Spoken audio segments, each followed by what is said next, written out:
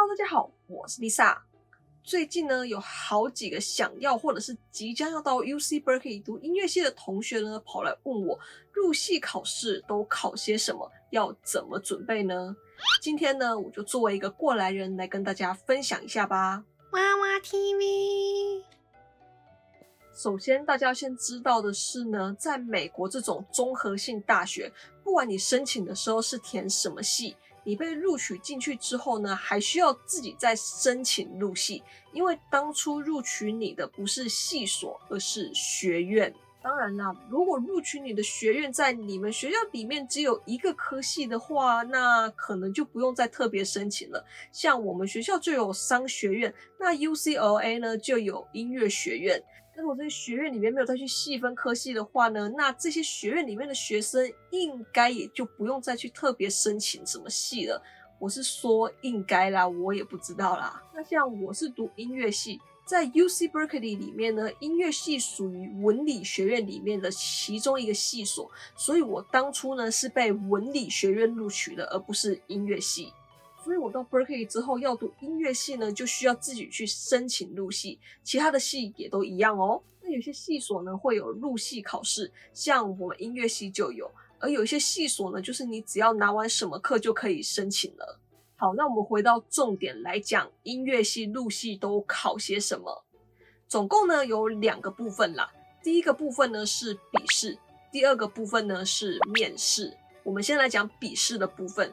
笔试呢也有2个 part， 第一个 part 呢就是要考一些基础乐理，而第二个 part 呢就是考一些听写的部分。乐理的部分就是考一些像是升降记号啊、音高啊、休止符啊、音程、和弦、转位之类的东西。我不记得有多少题了啦，但我印象当中好像是要以1题1分钟的速度来做，才写得完整张试卷。因为假如一共有30题，他就给你30分钟来写。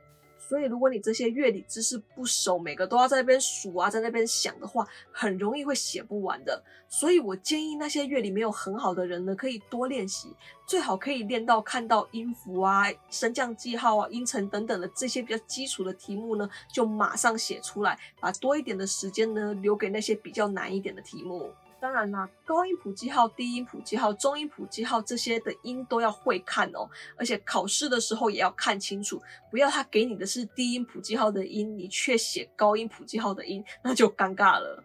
那听写的部分呢，就是老师会在台上弹几个音，像这样。你听到这个音，你就要写哦，这是 B， 哦，这是 G flat 或者是 F sharp， 哦，这是 E。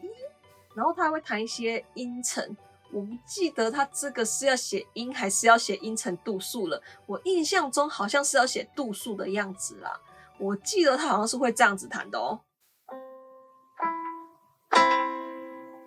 你就要写大3度，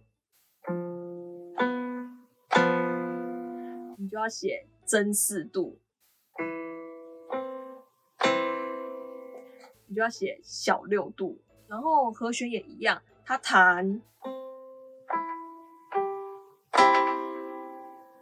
你就要写出它是什么和弦。我记得这个好像是只要写出它是大和弦、小和弦、真和弦还是减和弦而已就好了，好像啦，毕竟也过了好多年了，我也没有记得很清楚了啦。然后还有一个就是老师会弹一段旋律，然后你要把它写出来，像这样。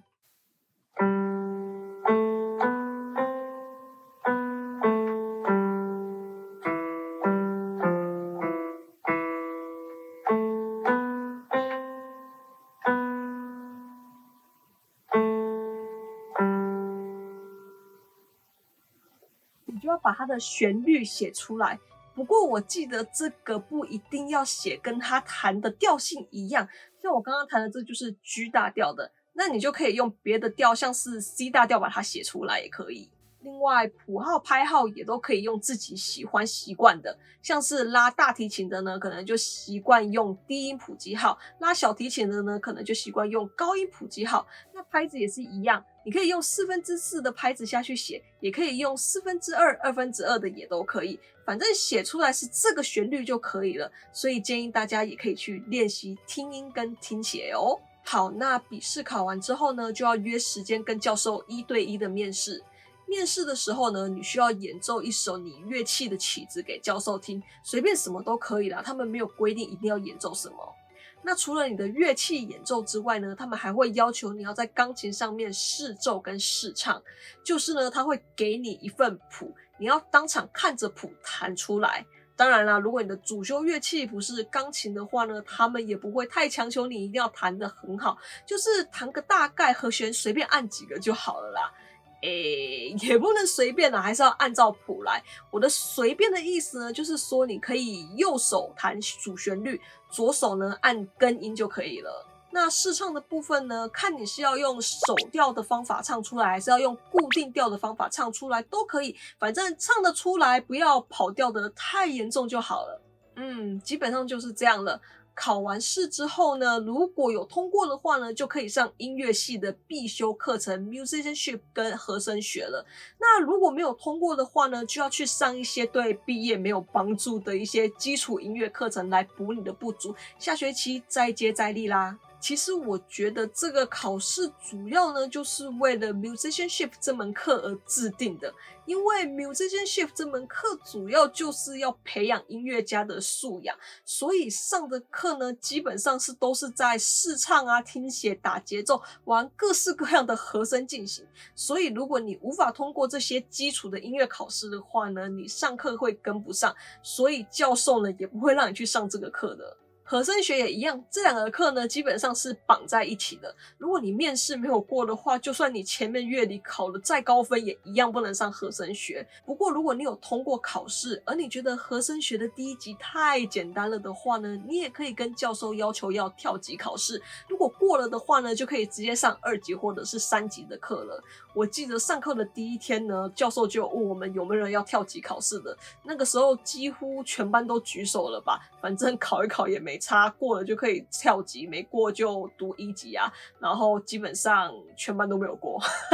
好啦，那最后我还有一点要说的是呢，这个考试是归考试齁，你考过了不代表你就直接入系了哦。这个考试呢，只说明你有资格可以上 musicianship 跟和声学，还有你有资格可以入系而已。如果你真的要入系的话呢，还是要自己去找 advisor 申请的哦。这个申请就很简单了啦，你就是去找他，然后填表啊，然后跟他谈一谈啊，然后他做一些调查，看看你符不符合这个资格啊。那符合了之后呢，他就跟你握手，恭喜你加入这个大家庭啦。